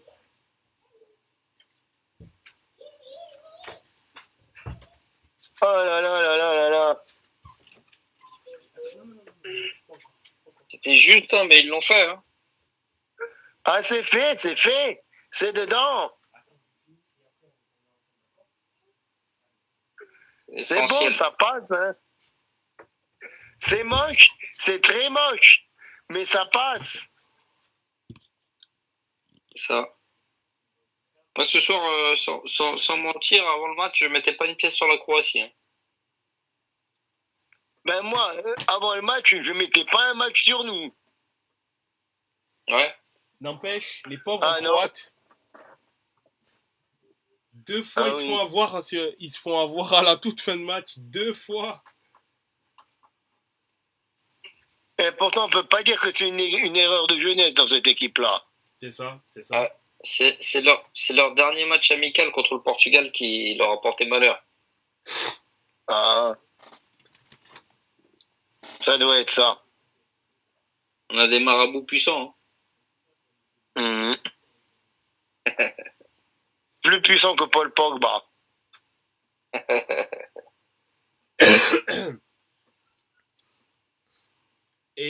Bravo. Finalement, du coup, l'Italie, ils vont faire le back-to-back. Et s'ils font... vu... Est-ce qu'ils vont réussir à gagner l'Euro comme ça? Alors là, franchement... Franchement, les mecs, si on fait le back-to-back, je me tatoue l'Euro. Je me tatoue le trophée de l'Euro. Attention, Camille, c'est dangereux, c'est Paris. Sur la tête à Zizou. Si l'Italie fait le back-to-back, je me tatoue l'Euro. Là, il n'y a pas moyen. L'Italie, en finissant deuxième, ils sont sur le tableau de l'Allemagne, Espagne, Portugal, c'est ça? C'est ça. Ah non, qu'est-ce que je dis? Mais non. Je crois qu'ils sont de l'autre côté. Attends. Si, je crois que c'est ça, parce que le premier, l'Espagne... Mais non, on ne peut pas être dans le même côté que l'Espagne. C'est ça, c'est ce que je me dis. Donc en gros, l'Italie... Je sais que la France, par exemple, il faut qu'ils finissent premier pour pas être du côté du Portugal et de l'Espagne. Ouais. Donc ils seraient du côté de l'Italie. Les Français. Ah. Le groupe de l'Espagne, c'est quelle lettre? Ben, c'est le B. C'est le groupe de l'Italie. Alors, B.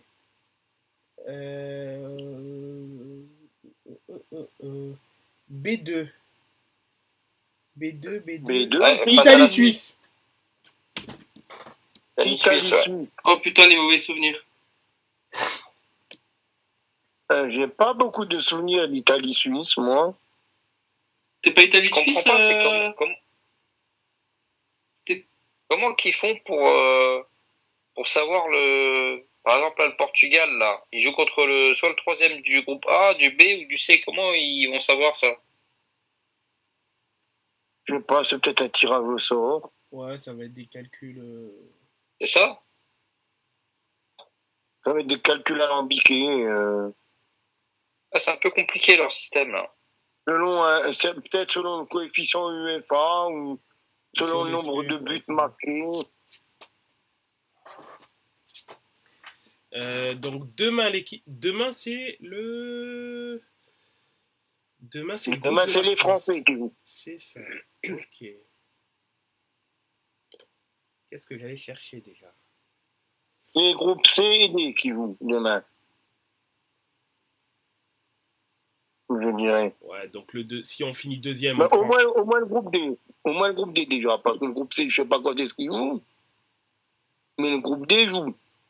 C'est la France. Demain, nous avons France-Pologne, Pays-Bas-Autriche, Angleterre-Slovénie et Danemark-Serbie. Ah, 4 matchs. Danemark-Serbie, c'est aussi un match qui peut être pas mal. France-Pologne, Pays-Bas-Autriche, 18h. Angleterre-Slovénie et Danemark-Serbie, 21h. Oh, La France-Pologne, putain, fais chier, je serai au boulot. France à 18h, c'est relou, je vais devoir rentrer tôt. Enfin, je vais Ah, devoir c'est vite chiant. rentrer du travail. Moi, on va falloir faire une film en rentrant. Pareil. Du coup, l'Angleterre, c'est le C. C'est groupe C. L'Angleterre, c'est le C et la France, le D. Alors, Ça va me faire bip bip en rentrant demain. ouais, le deuxième du groupe C prend l'Allemagne. Et le premier, ben, il faudra voir les calculs des troisièmes, là, je sais pas quoi, là. Mais en tout cas, l'équipe de France, par contre, F2. C'est qui le groupe F? Elle peut taper le deuxième du groupe du Portugal. Ce sera la Turquie. Ouais. F1. Et dans le cas inverse, ça pourrait être l'Allemagne. Non. Le deuxième du groupe E. Si. Deuxième du groupe E. La Roumanie, Belgique, Slovaquie ou Ukraine. Et en quart de finale se profilerait le Portugal avant une demi-finale entre l'Allemagne ou l'Espagne. Ouais. On est dans le sérieux, là. Et si elle terminait troisième, elle affronterait le premier du groupe C, donc probablement l'Angleterre. Ensuite, ou bien la meilleure des équipes du groupe E, donc Roumanie, Belgique, Slovaquie ou Ukraine, ou encore l'Espagne assurée de terminer première. Si elle passe tout ça, elle taperait le Brésil et l'Argentine. Et puis voilà, c'est bon, après on leur donne la coupe. T'as l'impression que c'est une épreuve de fou malade. Eh ben. Que des gros, là, vers la fin. Il avait peut-être raison, Mbappé, en disant que c'était peut-être plus dur de gagner un euro que la Coupe du Monde. Ah, franchement, quand tu vois les affiches, depuis le début de l'euro, moi je trouve que les équipes, elles sont costauds. Il n'y a pas de petits, il n'y a pas de grands. Enfin, ça se voit beaucoup moins, je trouve, qu'en Coupe du Monde, par exemple.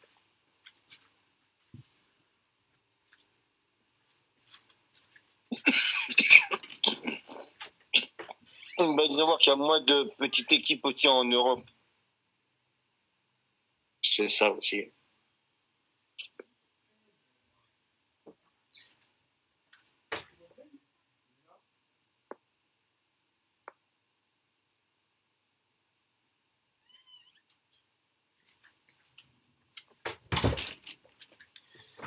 Bon, messieurs, je pense qu'il est temps de rendre l'antenne. Exactement. Passez donc une excellente fin de soirée et bonne chance à la France pour demain. Allez les Bleus.